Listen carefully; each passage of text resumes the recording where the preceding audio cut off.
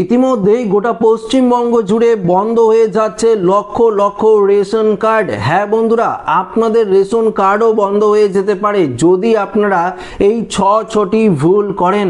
তো বন্ধুরা, কোন 6টি ভুলের কথা বলা হয়েছে আজকের এই ভিডিওতে আপনাদেরকে এই বিষয়ে একদম বিস্তারিতভাবে জানিয়ে দেব। তো যদি আপনাদের কাছে SPHH, PHH, AAY, RKSY 1, RKSY 2 ration card থাকে, অতি অবশ্যই ভিডিওটি আপনারা প্রত্যেকেই প্রথম থেকেই শেষ পর্যন্ত দেখবেন এবং নতুন হয়ে থাকলে চ্যানেলটিকে সাবস্ক্রাইব করে পাশের দেওয়া বেল আইকনটিকেও প্রেস করে অল নোটিফিকেশনটিকে বাজিয়ে দেবেন। দেখুন বন্ধুরা, আপনারা প্রত্যেকেই জানেন নতুন সরকার আসার পর থেকেই রেশন ব্যবস্থায় আমূল পরিবর্তন ঘটেছে।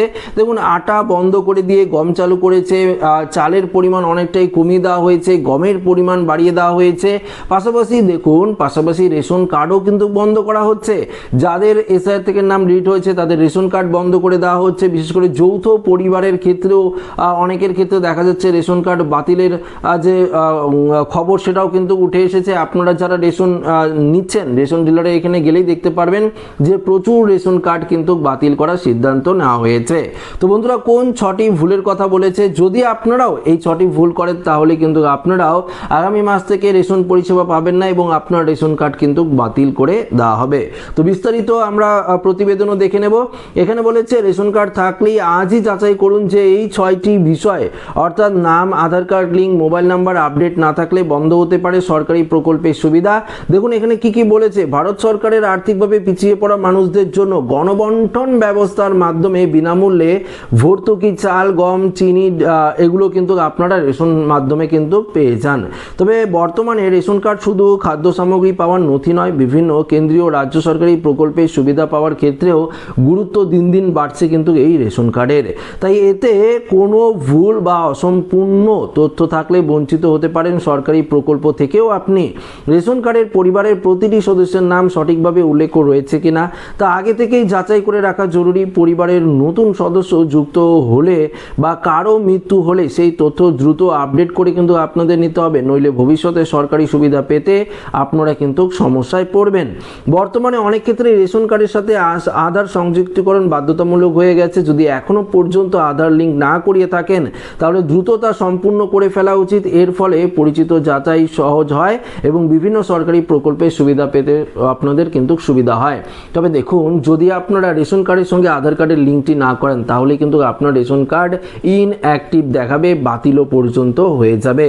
রেশনের জন্য নির্ধারিত সরকারি পোর্টালে গিয়ে নাম, রেশন কার্ডের ধরন, ঠিকানা, বয়স সহ যাবতীয় তথ্য সঠিক আছে কিনা তা যাচাই করে নেওয়া দরকার। কোথাও কোনো ভুল দেখতে পেলে সঙ্গে সঙ্গে তা অবশ্যই আপনাদের কিন্তু সংশোধন করে নিতে হবে আবেদন করে। দেখুন, পরবর্তী রেশন কার্ডের সঙ্গে যুক্ত মোবাইল নাম্বারটি সক্রিয় রাখা প্রয়োজন, কারণ এই নাম্বারে রেশন সংক্রান্ত যাবতীয় আপডেট, OTP এবং গুরুত্বপূর্ণ নির্দেশিকা আসে। নাম্বারটি বন্ধ থাকলে সমস্যায় পড়তে পারেন উপভোক্তারা। প্রয়োজনীয় পুরনো নাম্বার বদলে আপনারা নতুন নাম্বারও কিন্তু আপডেট করিয়ে নিতে পারেন। তো অবশ্যই আপনাদের রেশন কার্ডের সঙ্গে মোবাইল নাম্বার যে আপডেট সেটা কিন্তু করিয়ে নেবেন।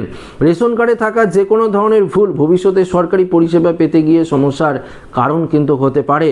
তাই প্রয়োজনীয় নথি জমা দিতে দ্রুত সেই ভুল সংশোধন করিয়ে নেওয়া উচিত। বছরে অত্যন্ত একবার রেশন কার্ডের তথ্য যাচাই করে নেওয়া সবচেয়ে কিন্তু জরুরি। যদি আপনারা না করেন সেক্ষেত্রে আপনার রেশন কার্ডটি কখন ইনঅ্যাক্টিভ হয়ে পড়বে আপনারা নিজেরাই বুঝতে পারবেন না। রেশন কার্ডের তথ্য যাচাইয়ের নাম করে বহু প্রতারক ভুয়ো ফোন কল বা মেসেজ পাঠিয়ে থাকে। তাই অচেনা কোনো লিঙ্কে ক্লিক করা বা ভুয়ো কলের উত্তর দেওয়া থেকে বিরত অবশ্যই আপনাদের থাকতে হবে। শুধুমাত্র সরকারি ওয়েবসাইট ও নির্দিষ্ট সরকারি দপ্তরের মাধ্যমে এই সংক্রান্ত আপনারা কাজ করবেন। তাছাড়া আপনারা কেউ ফোন করলে কোনো রকম রেশন কার্ডের তথ্য দেবেন না বা কোনো রকম জালিয়াতির আপনারা শিকার হবেন না, এটাই কিন্তু জানিয়ে দিয়েছে।